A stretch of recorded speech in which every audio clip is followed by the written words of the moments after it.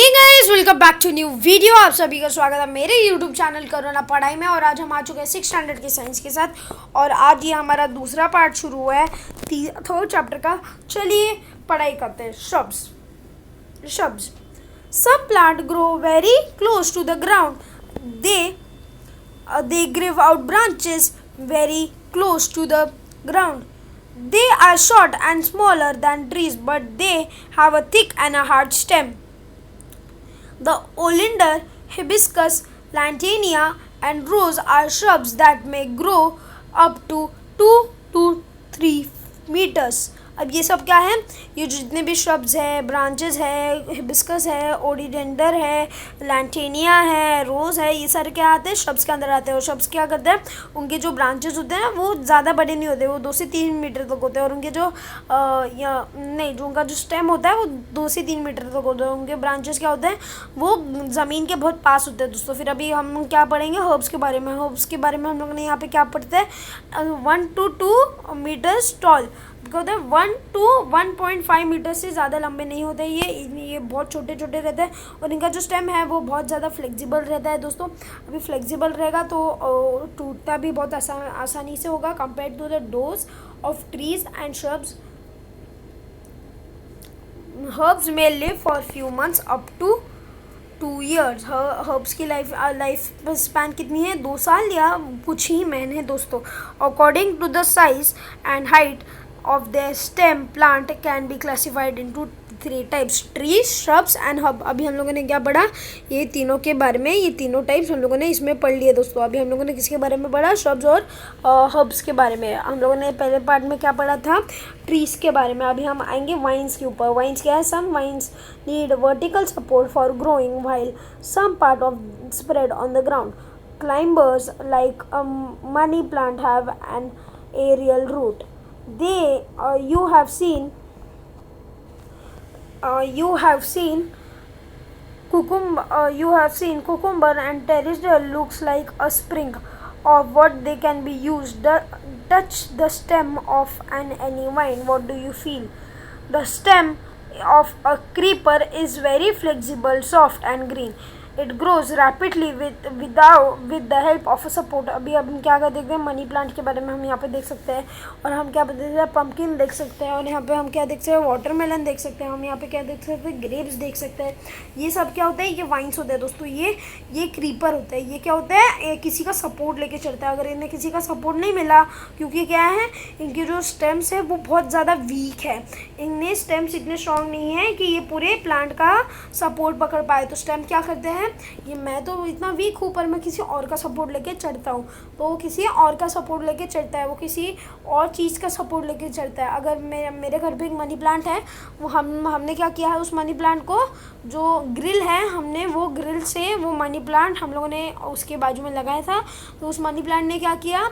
Grill को लपेट लिया जैसे एक सांप कोई झाड़ के ऊपर लपेट ले, वैसे उसने अपने खुद को लपेट लिया कि उसे सपोर्ट मिले दोस्तों। फिर अभी हम आगे आ जाते हैं।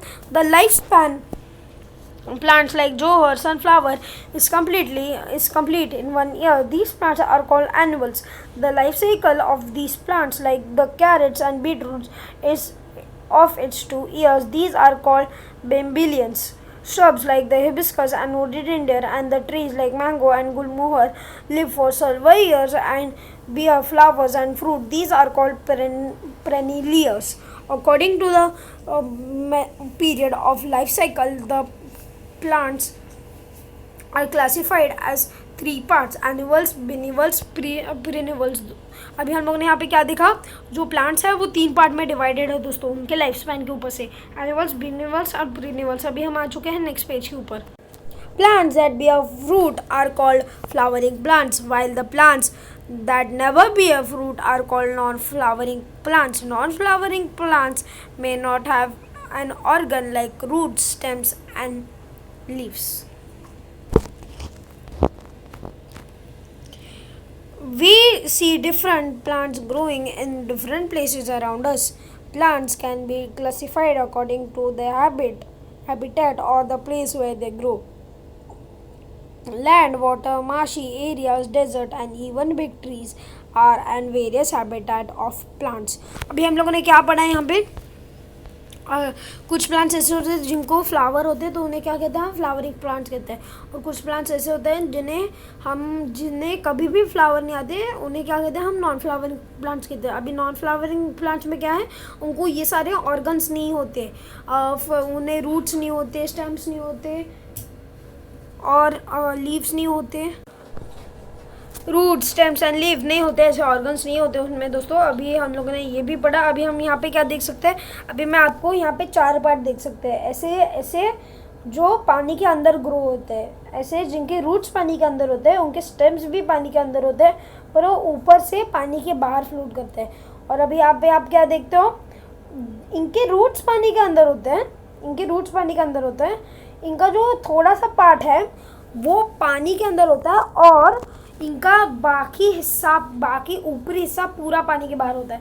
और अभी हम यहाँ पे क्या देखते हैं, और एक टाइप जो पूरे तरीके से पानी के बाहर उगता है दोस्तों। और फिर अभी हम यहाँ पे क्या देखते हैं, जिनके रूट्स भी पानी में है पर उनका जो ऊपरी हिस्सा है वो पानी के बाहर है। ये हो गया पैची टाइप्स दोस्तों। फिर अभी हम डेजर्ट के बारे में देख सकते हैं, डेजर्ट के हैबिटेट के बारे में दोस्तों। फिर अभी हम आगे बढ़ेंगे दोस्तों। Diversity and classification in animals. Diversity. Different animals have developed different shape to survive in their environment. There are great and variety in body structures of the animals too. The amoeba cannot be seen with our eyes. The huge elephant and small snails, the fish that swims in water, a kite that flies high in the sky, butterflies that fly around the flowers, a house lizard that crawls on the walls are all animals. Each has a different characteristics. Animals have an body part like head, neck, and tortoise, tail, and limbs for movement. They have various organ systems which carry on various functions inside their body. In this respect to their lot of diversity in animals. We can see the variety in animals with the respect to their food as well. Since animals depend on another for food, they are found in places where the food is available. Different animals have different methods of obtaining each fruit.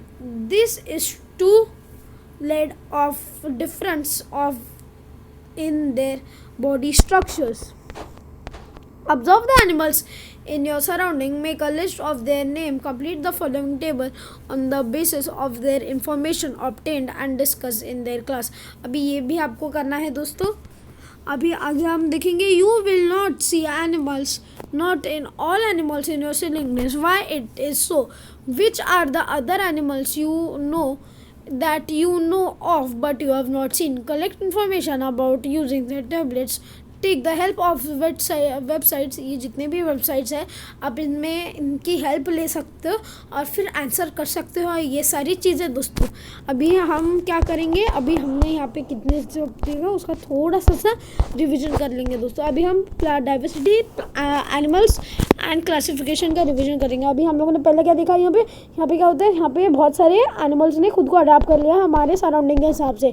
अभी उनने खुद को क्यों adapt कर लिया है और उनके खाने का स्टाइल अलग क्यों है, वो एक दूसरे पर डिपेंड क्यों करते हैं, हम उसको बताते हैं। उनमें क्या होता है, क्लोरोफिल नहीं होता है, तो वो खुद का खाना नहीं बना सकते तो किसी और के ऊपर डिपेंड रहना पड़ेगा। किसी और के ऊपर डिपेंड रहते हैं तो इनका फूड चेन या लाइफ साइकिल शुरू रहता है दोस्तों।